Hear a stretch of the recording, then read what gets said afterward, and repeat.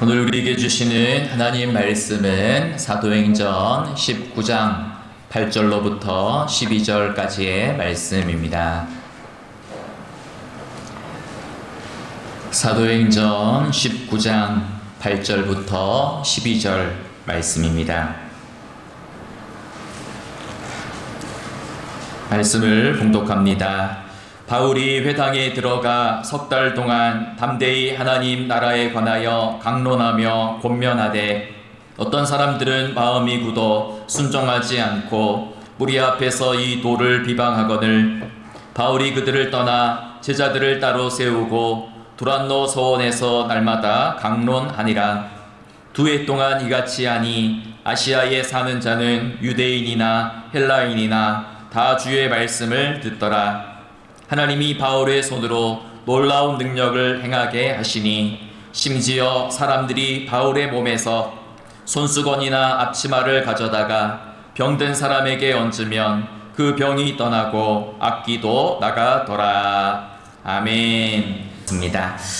네, 오늘은 우리 일상의 영성 시리즈 벌써 9번째 시간입니다. 우리가 일상의 영성이 무엇입니까? 우리 바른 기독교 영성이라는 것은 어떤 특별한 장소나 시간 속에서만 하나님을 만나는 것이 아니고요. 내게 주어진 평범한 일상을 은혜의 눈으로 다시 발견하고 재해석하는 것이다 라는 것입니다. 그래서 은혜의 눈으로 우리 일상을 바라보면 평범하고 사소하고 보잘것없는 우리의 삶의 자리도 그 어느 것 하나 기적 아닌 것이 없고 은혜 아닌 것이 없음을 발견하게 되지요. 그래서 우리가 잠을 잘 때고 잠을 자고 깰 때에도 또 옷을 입을 때에도 식탁에서 밥을 먹을 때에도 또 집을 드나들 때에도 또 길을 걸어갈 때에도 또 화장실에서 볼일을 볼 때에도 설거지를 할 때에도 또 요즘처럼 변화무쌍한 이 날씨 속에서도 우리는 날마다 하나님의 음성을 들을 수 있어야 되고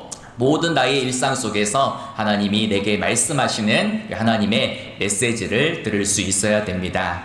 오늘은 우리 그 일상 중에서 우리가 가장 많이 시간을 보내는 우리의 일의 자리, 우리 일터 또 노동의 그러한 자리에 대해서 생각을 해보고자 합니다. 많은 사람들이 일이라고 하면 노동이라고 하면 별로 좋은 기억이 안 떠오르죠. 일과 노동은 아담이 범죄해서 그 범죄의 결과로 주어진 그러한 저주다라고 생각을 하곤 합니다. 창세기 3장에 보면 아담이 범죄한 후에 하나님이 이렇게 말씀하셨잖아요. 땅은 너로 말미암아 저주를 받고 너는 내 평생에 수고하여야 그 소산을 먹으리라. 땅이 내게 가시덤불과 엉겅퀴를 내릴 것이라. 내가 흙으로 돌아갈 때까지 얼굴에 땀을 흘려야 먹을 것을 먹으리니 라는 이 말씀을 떠올립니다.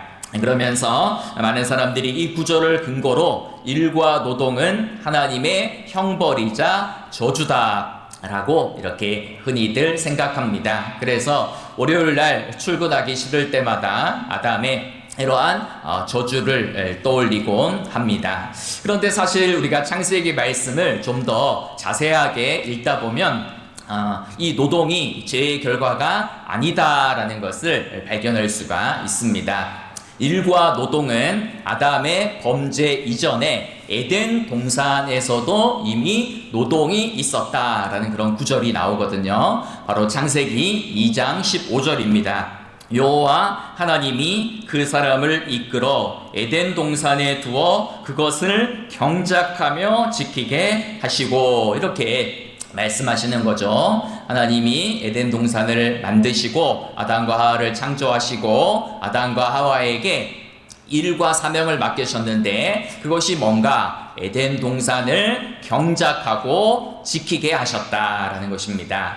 여기서 이 경작하다라는 이 단어, 이 히브리어 단어에는 어떤 의미가 있냐면요, 우리가 꽃괭이를 들고 밭을 갈다라는 그런 의미가 있어요. 꽃괭이를 들고 밭을 갈다, 또 농사를 짓다라는 그런 뜻이 바로 경작하다라는 단어에 담겨 있는 뜻입니다. 그런데 이 경작하다라는 이 히브리어 단어는 또 똑같은 단어가 다른 곳에서는 뭐라고 쓰이냐면요, 예배하다, 하나님을 예배하다, 하나님을 섬기다, 봉사하다라는 단어에도 똑같이 쓰이고 있습니다. 무슨 말입니까? 즉 일과 노동은 하나님께서 인간에게 맡기신 거룩한 사명이다라는 것이죠. 아담과 하와는 에덴 동산에서 아무것도 하지 않고 매일 놀러 다니고 이렇게 맛있는 음식 먹고 무의도식하면서 지냈던 것이 아니고, 아담과 하와는 땀을 흘려서 노동을 하면서 하나님이 창조하신 그 에덴 동산을 성실하게 관리하고 또 경작하는 그러한 청지기의 사명을 감당했다라는 것을 우리가 이 창세기 2장 15절 말씀을 통해서 발견할 수가 있습니다. 이처럼 타락 이전의 일과 노동은 창조 세계를 돌보는 가장 거룩한 행위였습니다. 그런데 아담과 하와의 타락 이후에 이제 인간에게 이 노동이라는 것은 굉장히 괴롭고 또 힘들고 피하고 싶은 그러한 노동으로 변질되어 버린 것이죠. 그렇다면 우리는 이 아담의 범죄 이후에 항상 우리에게 일을 하고 노동을 하면서 평생 괴로워서 마지못해서 날마다 괴로운 노동을 감당해야 될까요? 그렇지 않겠죠. 오히려 정반대로 우리는 하나님이 처음 만드신 그 노동의 본래적인 가치를 발견하고 이 일을 통한 우리의 사명을 다시금 회복해야 됩니다. 오늘 우리가 읽은 본문 말씀은 사도 바울이 제3차 선교 여행 중에 에베소라는 도시에서 사역했던 일들을 보도합니다. 당시 에베소라는 지역은 소아시아 최대의 무역 도시였고요, 또 동서양을 연결하는 그러한 중요한 요충지였습니다. 특히 이 에베소라는 도시 한복판에는 지금도 세계 7대 불가사의라고 불리우는 아르테미스라는 거대한 그 신전이 정중앙에 자리 잡고 있는 그러한 도시였습니다. 그래서 문화적으로 상업적으로는 매우 번성한 도시였지만 영적으로는 우상숭배와 미신과 음란이 가득한 그러한 우상의 도시가 바로 에베소였습니다. 오늘 본문은 이 견고한 우상의 도시 한복판 에베소에서 사도 바울이 어떻게 복음을 전하고 성령의 능력으로 하나님의 나라를 확장해 나가는지를 보도해주는 그러한 내용이죠. 먼저 오늘 본문을 보면 사도 바울은 먼저 유대인 회당에 들어가서 석 달 동안 하나님의 말씀을 풀이하고 강론하고 전했습니다. 그런데 이 말씀을 듣는 유대인들이 마음이 고집스럽고 완고하고 닫혀져 있어서 3달 동안 말씀을 가르쳐도 그들이 그 말씀을 받아들이지 않자 그 회당에서 나와서 말씀을 잘 듣는 제자들을 따로 모아다가 두란노 서원이라는 것을 만들었습니다. 그리고 그 두란노 서원에서 2년 동안 제자 훈련을 하고 또 말씀 사역을 하고 하나님의 말씀으로 또 성령의 능력으로 제자들을 양육하는 그러한 사역을 감당했죠. 그리고 그 두란노 사역에서의 그 결과를 오늘 본문 10절은 이렇게 보도하죠. 2해 동안 이와 같이 하니 아시아에 사는 자는 유대인이나 헬라인이나 다 주의 말씀을 듣더라, 이렇게 이야기합니다. 에베소에 있는 작은 서원에서 시작된 복음이 2년 동안 누룩처럼 번져나가서 그 영적인 파급력과 영향력이 소아시아 온 땅에 널리 퍼졌더라 라고 이렇게 보도하는 것이죠. 그런데 오늘 본문에 이 바울의 그 두란노 서원의 사역은 그냥 안락하고 편안한 그러한 교실에서 이루어진 것이 아니었습니다. 에베소 사역을 할 당시에 사도 바울은 자기 스스로 일을 하고 노동을 해서 이 선교비를 마련하는 자비량 선교 사역을 감당했습니다. 바울은 성도들에게 이 폐를 끼치지 않으려고 자신이 직접 육체 노동을 하면서 특별히 천막 만드는 텐트를 짓는 그러한 일에 종사를 했습니다. 오늘은 비가 오지만 요즘도 우리가 날씨가 많이 무더우면 한낮에는 어떻게 합니까? 한낮에는 좀 쉬죠. 태양이 너무 뜨겁기 때문에 한낮에는 조금 쉽니다. 마찬가지로 이 당시에 에베소 지역의 사람들도 새벽부터 일을 하다가 뜨거운 태양이 내리쬐는 한낮이 되면 모든 상점에 문을 닫고 또 낮잠을 자거나 이렇게 휴식을 취하곤 합니다. 이 성경학자들은 바울이 이 두란노 사역을 언제 했을까? 바로 이 뜨거운 태양이 내리쬐는 한낮의 시간을 이용해서 제자 훈련을 하고 말씀을 가르치고 예배를 드리고 이 제자들을 세워나가는 사역을 했을 것이다. 이렇게 추측을 합니다. 그렇다면 바울은 도대체 언제 일했겠습니까? 여러분들이 일하는 것과 똑같죠. 새벽에 해가 뜨기도 전에 새벽부터 나가서 오전 내내 힘든 또 고된 이 육체 노동을 했습니다. 그래서 바울은 아마도 거친 가죽을 자르고 또 날카로운 송곳으로 그 가죽을 또 뚫고 또 그 가죽과 가죽을 또 끈으로 메어 가지고 천막을 만드는 그러한 힘든 육체 노동을 감당했습니다. 그리고 이제 한낮이 되어서 다른 사람들은 다 잠을 자고 쉬고 있을 그 시간에 두란노 서원으로 달려가서 하나님의 말씀을 풀이하고 가르치고 예배를 드리고 제자들을 세우는 사역을 감당했죠. 그리고 이제 또 그리고 또 오후 시간이 되고 저녁이 되면 다시 또 일터로 돌아와서 밤이 늦도록 천막을 만드는 그러한 일들을 감당했다라는 것입니다. 여러분, 지금도 요즘 기계로 다 만들겠죠. 하지만 고대 사회에서 이 텐트를 만드는 일은 많은 에너지와 또 많은 육체적인 그러한 힘을 소비해야 되는 굉장히 고된 그러한 노동이었습니다. 하지만 바울에게 이 노동이란 복음 전파를 위하여 자신의 육체를 온전히 쏟아붓는 거룩한 삶의 자리가 바로 바울의 일터였다라는 것이죠. 그리고 그 성령의 놀라운 역사가 어디에서 일어났는가? 오늘 본문 말씀을 보니까 이 놀라운 성령의 역사가 바로 바울이 일하는 삶의 자리에서 일어났다라는 것을 보도합니다. 그래서 11절과 12절을 보니까요, 하나님이 바울의 손으로 놀라운 능력을 행하게 하시니 심지어 사람들이 바울의 몸에서 손수건이나 앞치마를 가져다가 병든 사람에게 얹으면 그 병이 떠나고 악귀도 나가더라. 이렇게 보도하지요. 하나님께서 사도 바울을 통해서 놀라운 권능을 행하시는데 어떻게 행하십니까? 바울이 사용하고 있던 손수건이나 앞치마를 가져다가 그것을 병든 사람에게 얹으니 병이 낫고 또 악한 귀신이 떠나가더라 라고 보도를 하고 있습니다. 여러분, 오늘 우리가 주목해야 될 것이 바로 이 바울의 손수건과 앞치마이죠. 이 손수건과 앞치마는 그 자체로는 거룩한 성전에 놓여 있는 거룩한 특별한 성물이 아닙니다. 이 손수건은 뭐예요? 사도 바울이 일을 할 때에 땀이 막 비처럼 흘러내리는 것을 막기 위해서 머리에 이렇게 둘러맸던 그런 이제 수건을 가리키죠. 또 앞치마는 뭐겠습니까? 천막을 만들 때 이 앞치마를 이렇게 메고 이렇게 가죽 냄새가 나고 지저분한 것을 이렇게 가로막는 그러한 거친 그 치마가 바로 앞치마였다라는 것입니다. 그런데 하나님은 어떻게 역사하십니까?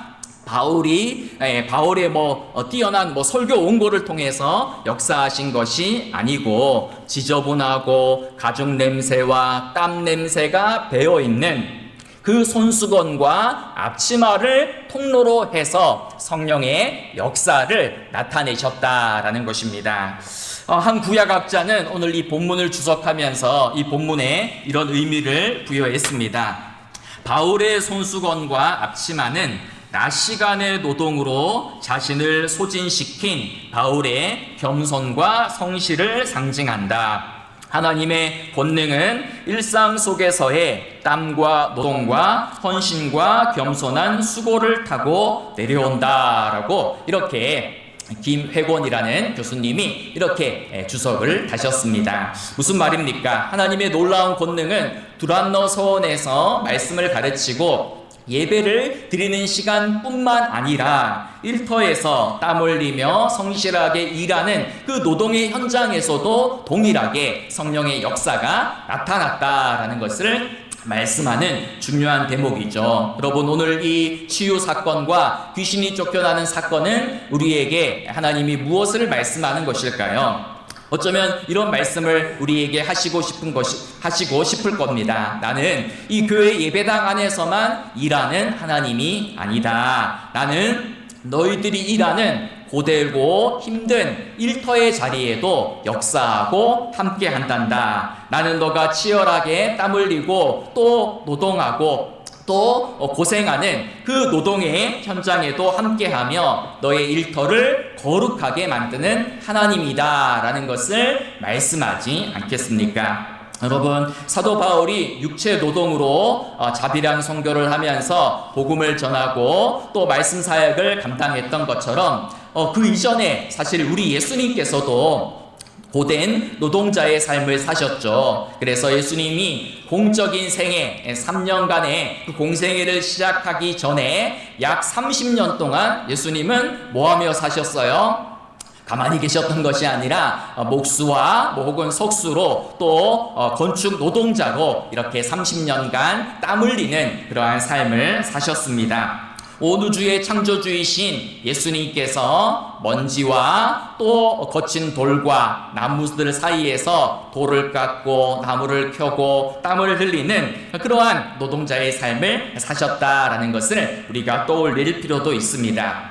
분명 이 예수님의 손에도 뭐가 박혀 있을까요? 아마 딱딱하고 이 굳은 살이 박혀 있었을 것입니다. 거친 돌과 거친 나무를 다듬고 또 깎는 그러한 노동을 하셨기 때문이죠. 그리고 우리는 그 예수님의 거친 손을 떠올리면서 바로 우리가 매일 마주하는 일상의 그 노동과 수고가 하나님 보시기에 얼마나 귀하고 아름다운 일인가라는 것을 다시금 발견할 수 있는 것입니다.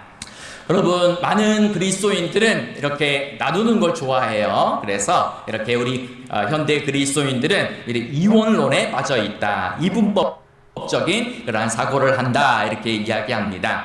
그래서 이게 뭐 목회나 선교나 이렇게 거룩한 성직이 있고 나머지는 다 세상적인 직업이다. 이렇게 직업을 나누기도 하고요. 또 이렇게 공간을 나눠 가지고 교회가 있고 또 세상이 있고 교회는 거룩하고 세상은 악하다. 또 이렇게 생각을 하기도 하고요. 또 시간을 막 엄격하게 구분해 가지고 주일은 귀하고 소중한데 뭐 평일은 뭐 아무렇게나 살아도 된다. 이렇게 생각하는 경향이 은연중에 우리 안에 있습니다. 그래서 교회 안에서 예배드리고 봉사하고 섬기는 일만을 귀하고 가치 있게 여기고 나머지 세상에서의 삶은 멋대로 살기도 하고 그냥 남들 사는 방식들을 쫓아서 살기도 하고 때로는 마지못해서 생계를 위해서 어쩔 수 없이 일을 하고 노동을 해야 되는 그러한 속된 일로 치부해 버리곤 합니다. 하지만 건강한 신앙은 그런 게 아니겠죠. 우리 종교개혁의 유산을 물려받은 우리 여러분이 다니는 이 개혁교회는 어떤 고백을 합니까? 만인 제사장이라는 것을 이야기하죠. 모든 사람이 다 하나님 앞에서 제사장이라는 겁니다. 목사님만, 전도사님만, 선교사님만 거룩한 일을 하는 것이 아니고 우리 모두가 하나님 앞에서 다 제사장이다라는 거예요. 그럼 제사장이 하는 일이 뭐예요? 제사장은 하나님과 세상을 중보하고 연결하는 그러한 일을 하는 사람을 가리켜서 제사장이라고 부릅니다. 그러면 우리 그리스도인이 제사장이라는 말의 뜻은 뭡니까? 바로 우리에게 주어진 나의 일상과 나의 직업과 나의 삶의 자리에서 하나님과 세상을 연결하고 중보하는 그러한 역할과 책임과 사명을 감당해야 된다라는 것입니다. 무슨 말입니까? 직업이라는 것은, 내가 하는 일이라는 것은 단지 먹고 살기 위해서, 생계를 위해서 마지못해서 억지로 버티면서 하는 게 아니고요. 내게 맡겨진 일과 나의 직업과 나의 삶의 자리가 하나님이 나를 부르신 소명의 자리이다. 나의 직업을 통하여서 나는 너의 직업을 통해서 너의 일터를 통해서 그곳에서 제사장으로 살아가라 라는 그런 의미가 담겨 있다라는 것이죠.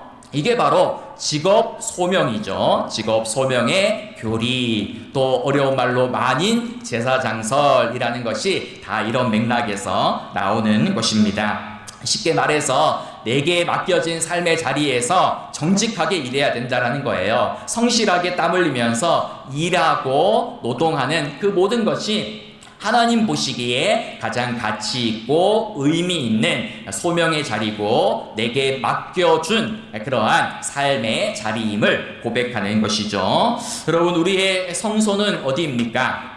주일날 찾는 이 예배당만 거룩한 게 아니에요. 우리가 매일 들여다보는 농과 밭도 거룩하고요. 우리가 매일 서서 일하는 주방도 거룩하고, 여러분들이 매일 출근하는 그러한 직장과 사무실도 다 거룩하고 소중한 자리이고, 그 각자의 자리에서 우리는 제사장으로 서 있어야 된다라는 것입니다. 그리고 그곳에서 일상의 제사장이 되어서 우리 일상의 삶으로 복음을 전하고 선교하는 그러한 선교적인 삶을 살아가야 함을 말씀해 주는 것이죠. 여러분, 오늘 바울이 보여준 이 두란노 서원에서의 사역, 그리고 바울의 이 성실한 노동의 결과로 이 어떤 일들이 나타났는지를 이후에 또 성경 구절들이 보도해주고 있습니다. 그런데 또 뒤에 말씀을 읽다 보면요, 이 에베소는 우상의 도시라고 했잖아요. 특별히 에베소의 당시에 유행하던 것이 마술이었습니다. 마술이 뭡니까? 당시의 마술은 단순히 사람의 눈을 속이는 것이 마술이 아니고 미래를 점치는 행위가 마술이었습니다. 그래서 마술은 뭡니까? 사람들이 땀을 들이지 않고 일하지 않고도 길흉화복을 내 마음대로 움직이고 조작하려는 것이 그러한 마술이죠. 그런데 그러한 마술을 행하는 것이 에베소 지역에 많이 퍼져 있었는데, 바울이 성실하게 땀 흘리고 노동하는 그 일상의 노동을 통해 또 복음의 능력을 통해 앞치마와 손수건의 기적을 본 많은 사람들이 큰 충격을 받았다라는 거예요. 그리고 참된 신앙의 능력이라는 것은 어떤 신비주의적인 요행을 통해서만 드러나는 것이 아니고 평범한 일상의 땀방울을 통해서 놀라운 능력이 역사하는구나 라는 것을 많은 사람들이 보고 놀랐다라는 것입니다. 그 결과 어떤 일들이 일어났는가? 19절에 보니까요, 또 마술을 행하던 많은 사람이 그 책을 모아 가지고 와서 모든 사람 앞에서 불사르니 그 책값을 계산한 즉 은 5만이나 되더라, 이렇게 이야기하는 것이죠. 여러분, 바울의 앞치마와 손수건의 그러한 놀라운 기적을 본 사람들이, 성령의 능력을 본 사람들이 깜짝 놀라가지고 자신들이 그동안 믿고 붙들었던 그러한 마술책들을 가져와서 다 불태워버렸다라고 그렇게 보도를 하는 것입니다. 불확실한 미래를 인간의 욕망으로 조작하려던 그러한 욕심을 내버려 두고 바울처럼 일상에서 정직하게 일하고 성실하게 땀 흘리는 삶의 방식을 선택했다라는 그러한 이야기이죠. 그리고 그 모든 에베소의 사역의 결과를 오늘 본문 20절은 이렇게 보도하죠. 이와 같이 주의 말씀이 힘이 있어 흥왕하여 세력을 얻으리라, 이렇게 보도합니다. 바울이 두란노 서원에서 했던 제자 훈련, 그리고 성경 공부, 또 여러 가지 그러한 말씀 사역들을 통해서, 그리고 바울이 일상에서 성실하게 천막을 지으면서 땀을 흘리면서 노동했던 그 모든 일상의 그 노동을 통해서 하나님의 나라가 이 에베소라는 우상의 도시에서 폭발적으로 뻗어나갔더라라고 보도해 주는 것이 바로 오늘 본문입니다. 여러분, 우리가 오늘 본문을 또 읽으면서 묵상하면서 어떤 도전을 받아야 되겠습니까? 나도 사도 바울처럼 일상에서 일과 노동을 통하여서 하나님 나라를 확장해 나가는 삶을 살아야겠다라는 것을 결단해야 되겠지요. 일터에서 흘리는 땀방울과 정직한 노동과 또 겸손한 헌신을 통한 그러한 일상의 전도자로 우리가 살아가야 된다라는 것입니다. 매일 우리가 먹고 마시고 땀 흘리고 노동하고 걷고 생활하는 이 모든 삶의 자리에서 내가 하나님 앞에 제사장이 되어서 세상에 복음을 증거하고 만나는 사람들에게 저 사람은 거짓된 사람, 속이는 사람이다라는 그런 평판이 아니라 저 사람은 정말 모든 일에 진실되구나, 모든 일을 죽게 하듯 하는 사람이구나, 저 사람의 하는 모든 말과 모든 행실은 진실하고 성실하구나, 그 모습의 우리 일상의 모습을 통해서 믿지 않는 자들이 복음을 영접하고 받아들이는 그러한 놀라운 역사가 나타난다라는 말씀이죠. 여러분, 오늘 여러분의 손에 쥐어진 손수건과 앞치마는 무엇입니까? 어쩌면 우리 또 농사일을 하시는 분들은 한낮에 그 태양을 피하기 위한 밀짚 모자일 수도 있고, 또 뭐 이게 흙 묻은 장화일 수도 있고 호미일 수도 있고 이렇게 뭐 둘로 동여맨 수건일 수도 있겠죠. 또 어떤 분들에게는 주방에서 펄펄 끓는 그 열기 앞에서 서 있어야 되는 후라이팬이나 냄비일 수도 있을 겁니다. 또 어떤 분들에게는 매일 잡아야 되는 운전대일 수도 있고, 또 어떤 분들에게는 먼지가 묻은 그러한 걸레일 수도 있고, 또 어떤 분들에게는 매일마다 컴퓨터 앞에서 두드려야 되는 그러한 키보드나 마우스일 수도 있을 것입니다. 그런데 하나님은 오늘 또 우리의 손수건과 앞치마를 찾고 계십니다. 여러분이 매일마다 손에 만지는 그 일상의 도구들을 통해서, 여러분들이 매일마다 땀을 흘리는 그 일상의 노동을 통하여서 복음이 확장되고 하나님 나라가 뻗어나가기를 원하시는 것입니다. 여러분, 우리의 일터, 우리의 농과 밭은 단지 생계를 유지하기 위해서 우리가 억지로 마지못해서 일해야 되는 그러한 장소가 아니다라는 것을 기억하시기 바랍니다. 하나님께서 여러분 한 사람 한 사람을 파송한 그 선교지가 바로 나의 일터구나, 나의 삶의 자리구나, 우리의 농과 밭이구나, 내 사무실이구나, 이렇게 생각할 수 있어야 되는 것입니다. 그래서 그리스도인들은 어떤 의미에서 주일을 기다리는 사람이기도 하지만 더 나아가서는 이 월요일을 기다리는 사람들이다라고 볼 수 있습니다. 무슨 말입니까? 주일날 예배당에 와서 하나님 말씀으로 은혜 받고 하나님의 은혜로 새로운 힘과 에너지를 공급받아서 이제는 어디에서 그 나의 믿음을 드러내야 됩니까? 나의 일상에서 드러내야 되죠. 나의 일터에서 드러내야 됩니다. 교회 와서 내 믿음 좋다, 내 신앙 뛰어나다 자랑하는 게 아니고, 여러분 삶의 자리로 나아가서 그곳에서 내 믿음을 드러내고 내 보이지 않는 신앙을 드러내고 하나님의 사랑을 사람들에게 전달하는 그러한 삶을 살아야 되죠.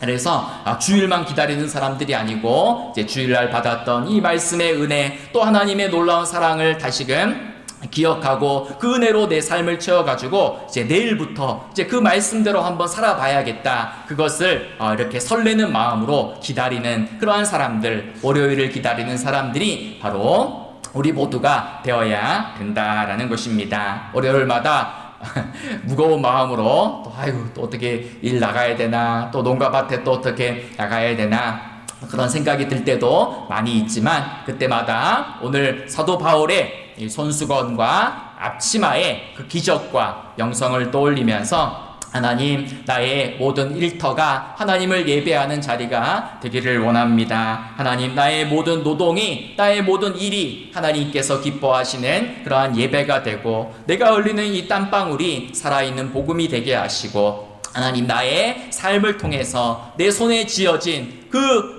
땀 냄새 나고 얼룩 묻어있는, 먼지 묻어있는 하나님이 앞치마와 손수건을 통하여서 하나님 나라가 확장되는, 복음이 확장되는 그러한 놀라운 기적의 통로로 내 삶이 쓰임받게 해주십시오. 또 그렇게 기도하는 마음으로 살아가는 광덕교회 모든 믿음의 성도님들이 되시기를 간절히 축원합니다.